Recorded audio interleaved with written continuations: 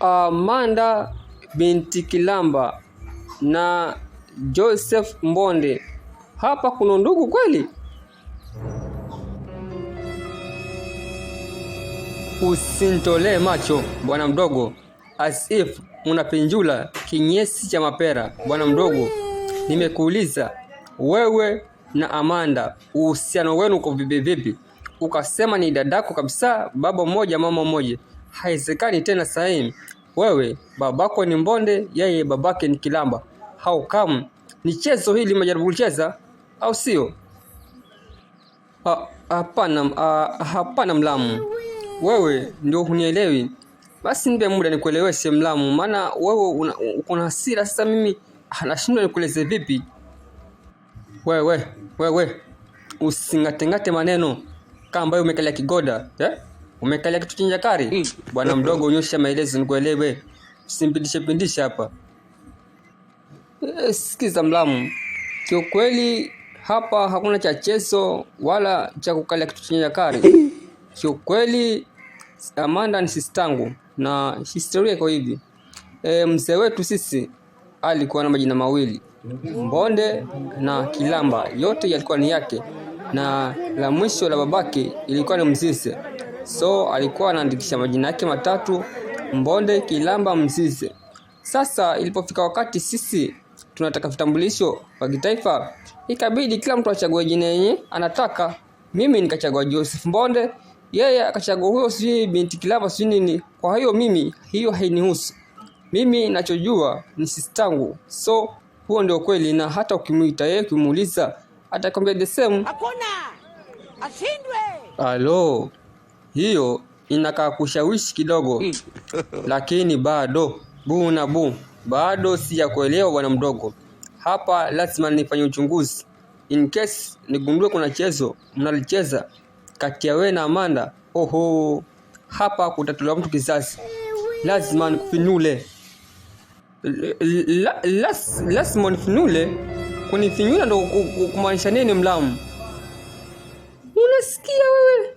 Wiki tatu wenye huko ndani kumewaka moto wa mama yako. Mimi unanihusu na nini huo moto? Tena bado wewe wiki tatu mloko ulichachuka kamba umwagilia ndimu kwenye kishundu.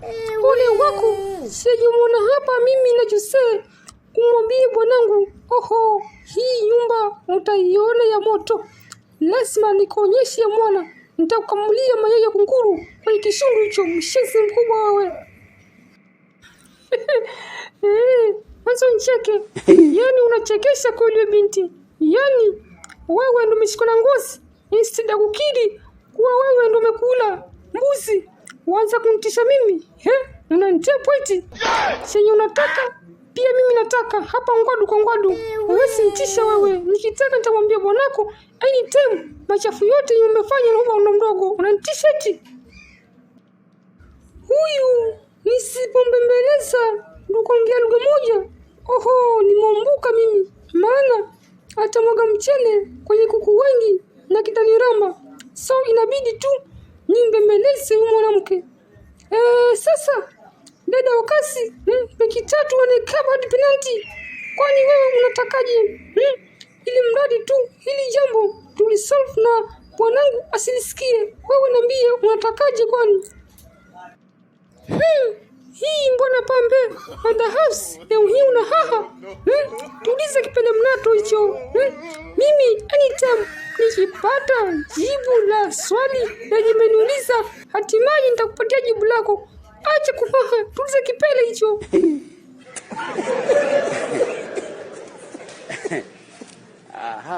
Look at my face. Bwana mdogo, mbona wasiwasi tena? Mimi nimesema in case nikigundua kuwa wewe unaimunyisa ya wife wangu kipenzi changu Amanda, basi mimi nitakufinyula. Lakini as long as wewe husiki, mbona wasiwasi tena? Ama unaimunyisa? Hapana, mimi wala simunyizi kabisa. Hakuna. Swa dakta bwana mdogo. Sasa acha wasiwasi kama kuku mgeni. Mimi nitafanya uchunguzi wangu na majibu nitakayopata mwenye nahusika sipako la mhusu, lazima nimpake futa la mnyonyo. Kwa hiyo kama ni wewe, jiandae kabisa. Andaa futa hilo. No.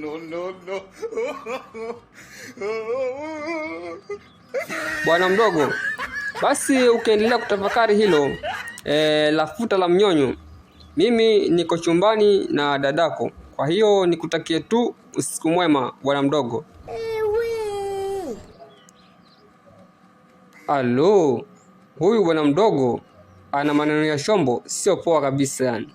Ndio hivyo yani, anaenda kuimunyisa ya kipenzi changu Amanda. Tena ananiambia kabisa, anaenda kulala na dadangu. Anadhani mimi yeye ni dadangu. Sawa. Ila nahisi bwana tayari kashaanza kugundua kuna nini kati ya mimi na Amanda. So itabidi ni makini sana. Vipi kipenzi changu? Kuna usalama kweli? Maana tulikuwa tumeketi tunasikia tu maneno, mnapishana maneno. Wewe na shemeji yako, vipi? Kulikuwa na usalama kweli? Unyama tu mbone futa langu. Ondoa wasiwasi. Hakukuwa na taharuki yoyote. Nilikuwa tu maneno hapa na pale. Kwa hiyo wewe ondoa hofu. Ondoa hofu kabisa. Hakuna chochote kibaya kabisa. Tulikuwa tunapiga story tuna shemeji, so ondoa hofu kabisa. Yeah. Ni sawa. Ni sawa basi kama hivyo. Na hakuna shida kipenzi. Mimi nikaona labda umepishana kauli, hamkuelewana mahali, lakini kama mko sawa, basi sawa. Zima taa tulale kipenzi. Maana naona muda umeenda sana. Utachelewa kazini kesho.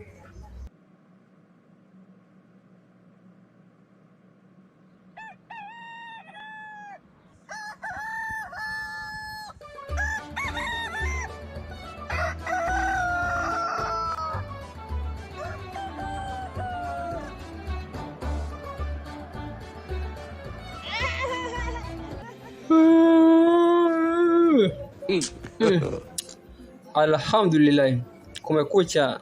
Kwema ni mzima na afya yangu. Ashukuriwe Mungu. Daima milele kipenzi changu. Ashukuriwe sana Mungu. Basi sawa. Naona tayari muda umeenda. Hatimaye sahi dada wa kazi tayari kashanda chakula. Nile nisepe zangu kazi. Maana naona muda umeenda kweli yani. Hapana kipenzi.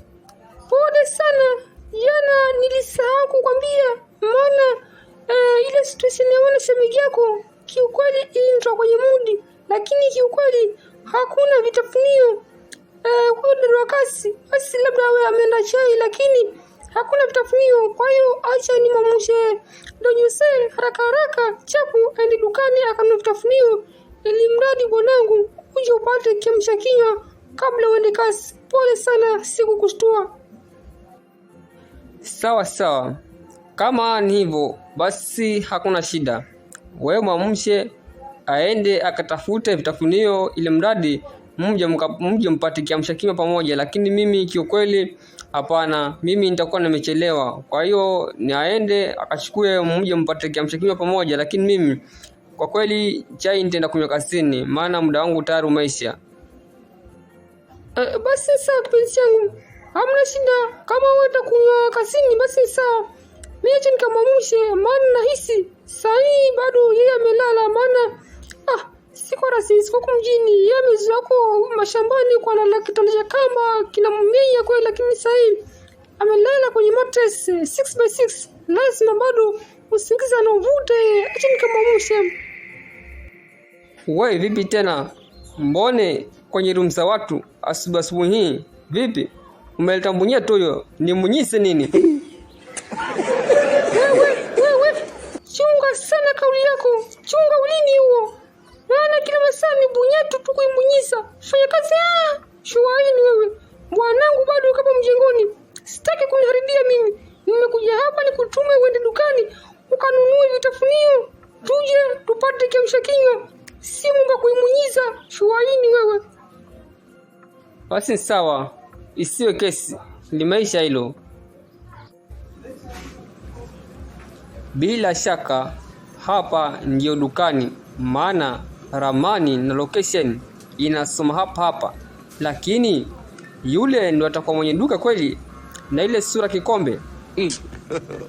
Oho, tayari nahisi swara kanasa kwenye tego la mtama.